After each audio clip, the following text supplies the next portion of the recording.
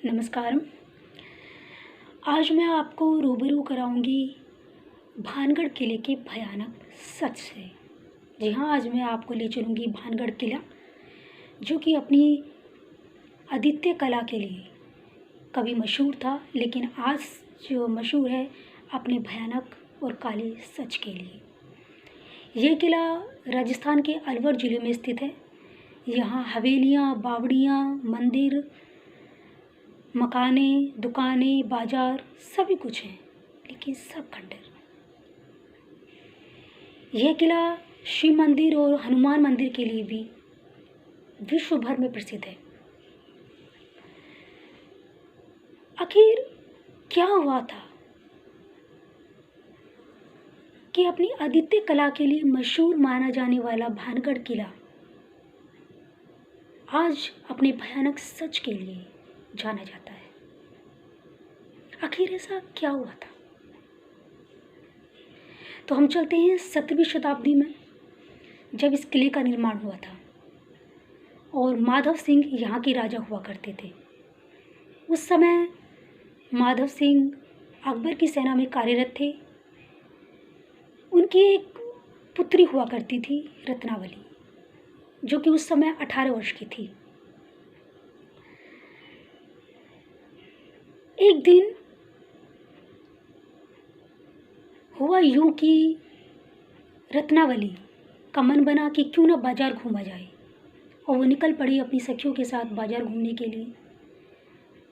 वो बाजार घूम ही रही थी कि एक प्रख्यात जादूगर, जो कि भानगढ़ में बेहद मशहूर था अपने काले जादू के लिए, सिंधिया, जिसका नाम सिंधिया था, उसकी नज़र राजकुमारी पर पड़ी।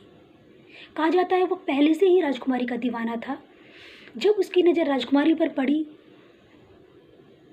तो उसने एक इत्र की दुकान पर जाकर एक इत्र की बोतल खरीदी और उसमें कुछ काला जादू करके वापस दुकानदार को लौटा दी। जब दुकानदार ने कीमत देने की पेशकश की तो उसने साफ मना कर दिया और कहा रहने दीजिए। अब घूमते घूमते अचानक नज़र राजकुमारी रत्नावली की इत्र की दुकान पर पड़ी। या यूँ कहें कि ये एक संजोग मात्र था कि राजकुमारी स्वयं ही इस इत्र की दुकान पर चली गई।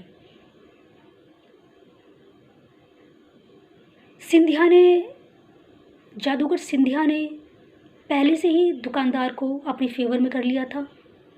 ऐसे में दुकानदार ने वही बोतल राजकुमारी रत्नावली को दी जिसमें पहले से ही सिंधिया ने काला जादू किया हुआ था। जब रत्नावली ने हाथ में बोतल पकड़ी हुई थी, तभी उनकी नज़र उनको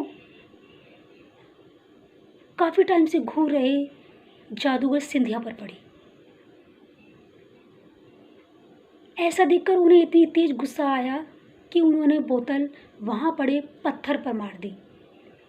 इत्र की बोतल फूट गई और उसका काला जादू सिंधिया के पीछे हो लिया।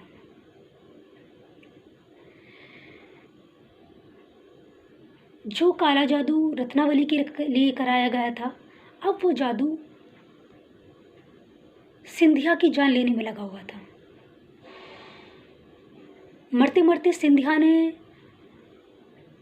राजकुमारी रत्नावली और पूरे भानगढ़ को श्राप दिया कि जल्द ही भानगढ़ का खात्मा हो जाएगा।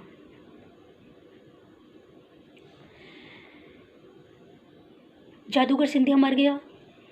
उसके मरने के कुछ समय उपरांत भानगढ़ और अजबगढ़ में भयानक युद्ध हुआ, जिसमें भानगढ़ की लगभग सारी प्रजा समाप्त हो गई। राजकुमारी रत्नावली भी इसी युद्ध के दौरान मारी गई। कहते हैं आज भी मरने वाले की आत्मा सिंधिया के श्राप के कारण वहाँ भटकती है। यहाँ तक कि भारत सरकार ने एक नोटिस बोर्ड भी बाकायदा वहाँ लगाया हुआ है कि शाम ढलने के बाद यहाँ किसी का आगमन वर्जित है, क्योंकि कई वाक़ये ऐसे हो चुके हैं कि लोग शाम के समय महल के अंदर तो गए हैं, किले के अंदर गए हैं, लेकिन कभी वापस नहीं लौटे। तो कहने वाले यही कहते हैं कि ये भानगढ़ किले पर जादूगर सिंधिया का श्राप है, जो अभी तक भानगढ़ का पीछा नहीं छोड़ता। तो बस अभी के लिए इतना ही। धन्यवाद।